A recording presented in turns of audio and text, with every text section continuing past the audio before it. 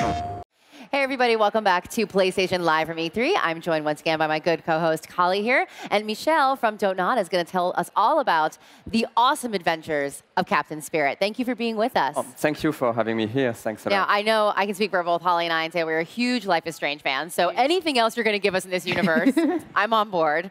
So tell us a little bit about how this game got started.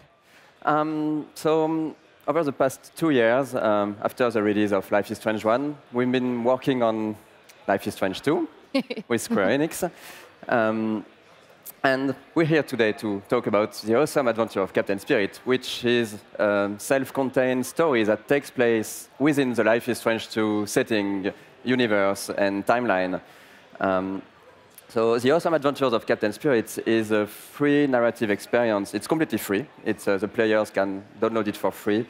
And it's really a full story that takes place within the universe. And when the players will play Captain Spirit, they can discover hints and secrets to what Life is Strange 2 will be. So it will be really the first entry point for the players to the world of Life is Strange 2. And we're extremely excited that we're able to give this experience for free to everybody, because for us as creators, we still want people to play our games, basically. So when you have something like that that is free, it means that more players will be able to experience it, and hopefully they will get in love with the characters and the setting and might want to experience more. Well, the lead character, Chris, I mean, how can you not fall in love with him? This little kid is obsessed with superheroes. He has this incredible imagination and is able to bring all these things to life, and his alter ego of Captain Spirit. Yeah, you're playing as Chris, who is almost 10 years old. He's quite lonely, but a kid with a very vivid imagination. And he likes to pretend he's a superhero, Captain Spirit. So basically, Captain Spirit is about a Saturday morning in the life of Chris, where around Christmas, where you can basically do whatever you want. For example, play with your toys, try to help your dad with things to do in the house, go outside in the garden, go to your treehouse, and also, of course, go to some imaginary worlds to fight monsters or to discover secrets for Captain Spirit. I mean, if you haven't been able to play Life is Strange up until now, I mean, you're missing out anyway. Go. But is this a great place for someone to start again? Because for a lot of people, they haven't got enough time or they feel too late. Can they start here? So it's completely standalone. So if you didn't play Life is Strange, you can play Captain Spirit. If you play Captain Spirit, it will be a full story. So it will have an ending within Captain Spirit. But of course, there is a lot of links and secrets to Life is Strange 1 and to Life is Strange 2. Which us two will try and discover, I'm sure. Now, the game is actually a rather short amount of gameplay, but there's a lot of replayability in it, because you can't discover everything in one first go, right? I would say that it's around 2 hours of gameplay in one playthrough. But the game, it has been designed almost as a treasure box, where you can unlock a lot of different things as the more you play. So there will be definitely the need to have several playthroughs to see everything. And we hope that the community and the players will also share their findings online on the social networks. Because there is a notion of timeline. So definitely as you advance with Chris in his Saturday morning, you cannot see everything. You need sometimes to be at the right place at the right moment to experience the story. What about music? Because, I mean, the soundtracks from Life is Strange and Before the Storm are like my most played soundtracks on Spotify. What are you doing with the music on this one? Because you're incorporating the music in almost like a new way. Music is extremely important in our games. Working with Raoul Barbez, the other creative director, music is really important for him and for us. And so we are really happy in Captain Spirit to have one song from Sufjan Stevens, Death with Dignity, that you will discover and hear a lot through the experience. The lyrics have a lot of meaning linked to Chris's story. And there are also 2 other songs that you will discover while playing. And I think that what's important for us with this experience is that we are talking about how imagination can be a refuge for day-to-day life. It's basically this blend of Chris, as a lonely kid, has of course some issues in life, but he's using the power of imagination to get away from it and to transform some mundane experience into a great adventures. Yeah, we see a little bit in the trailer that maybe his dad is not going to win Dad of the Year anytime soon. So I can see why escapism would be a really easy theme to follow with that. And again, that's the same as that we did for the first Life is Strange. It's also a way to talk sometimes with also darker subjects, more social themes. So definitely there are things like this in Captain Spirit, where by playing as a superhero, experiencing Chris' imagination, you will also discover darker secrets about the family, about Chris's condition, about his dad, about his mother. And it's also a reflection of those day-to-day issues, but looked through the prism of a kid and his imagination. Yeah.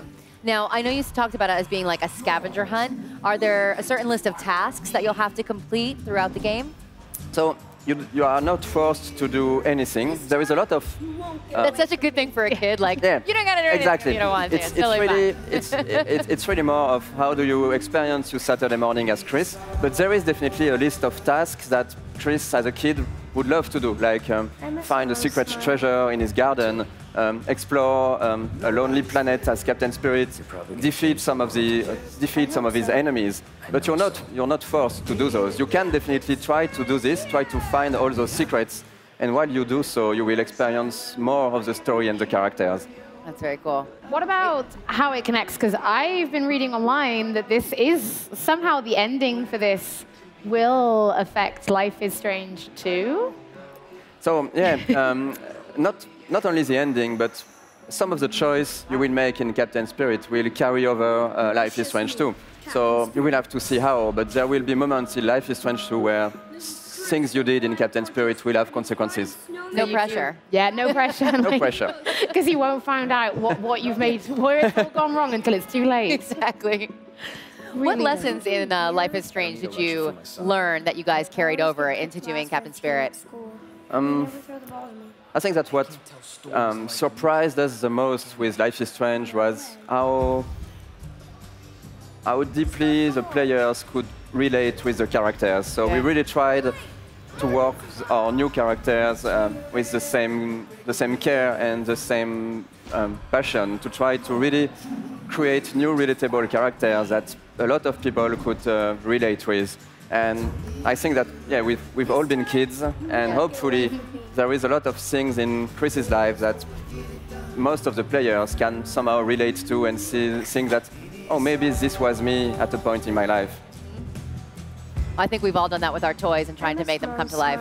Yeah, I mean, that was the most fun. That's why I like video games as well. You're probably going to change Now, I mean, I'm absolutely in love with like characters you've made, like Chloe and Max. But what was it like sitting down and being like, right, no more high school, no more teenage girls. Exactly. We're trying something different. Was everyone a bit like, oh, I'm not sure how to write anything else? It's a quite complicated process, because when we finished Life is Strange 1, we knew that it was for us a full story. We had the story of Max and Chloe that we deeply love, but it was the story we wanted to tell and the different themes we wanted to explore within Life is Strange 1. And we really wanted for the next games to look at other themes, other type of characters, so we could also extend the social themes we are talking about to not just keep everything in high school. And at a point, when we were working on the bigger story of Life is Strange 2, we had this character that, you will see what happened in Life is Strange 2, but we had this character that we thought would be also a great character for a smaller, short, self-contained story. Because, yeah, talking about kids' imagination, growing alone with only one parent as a kid is something that was interesting for us to talk about. And yeah, it was the beginning of the story of Chris and his dad.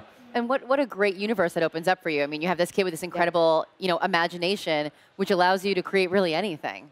Yeah, and I think that's what's great with Life is Strange is that it's still the same universe. The game takes place in Oregon, not too far away from Arcadia Bay, so people will find links. But it's still a big universe for an anthology where we can really create new characters, new set of stories, and hopefully keep the same vibe, the same pacing, the same way to tell stories. and also to show to the players those more social issues, and maybe have players also reflect about some issues of the real world. The art style, too, I feel like is really similar. Like, as minute I looked at it, I was like, okay, this is a live Strange Universe. Like, I could see it from there. Did you guys really think about how you were going to start with like the painting and like the 3D aspect of everything? So we did upgrade the engine. So we really tried to upgrade the technology. We switched from Unreal Engine 3 to Unreal Engine 4. And we tried to upgrade a bit of everything. So we have more definition on the assets. We have a new animation system, a lot of new physics. But we still wanted the artistic vision to stay the same, to still look like some hand-painted cartoon or something like that. So it was a balance to find between how far would we push the realism of the technology and how could we still keep the core feeling of the game, of the visuals. Wonderful. Well, we don't have to wait too long to actually play it, right? June 26th? Yeah, June 26th, so June 26th? Completely for free. Completely for free. Did you hear it, guys? Free. There's nothing to lose. You got to try and play it. Well, sadly, we didn't manage to. We were hoping we might be able to get you to slip up and tell us something about Life is Strange 2, but we didn't. We didn't achieve that today. So I cannot, very tight-lipped. I cannot say anything about Life is Strange 2, but you will hear about it in the coming months. So it won't be that long. Hopefully, Captain Spirit will be a great entry point, and the player will love to play it. So yeah. Not hopefully, it will. Captain Spirit will tide us over until then. We'll take it. We'll take it. Michelle, thank you so much for joining us on the show. Holly, thank you so much for co-hosting with me. I think we could talk about this all day long, but we have so much more content to get to here at PlayStation Live from E3. Stick around. PlayStation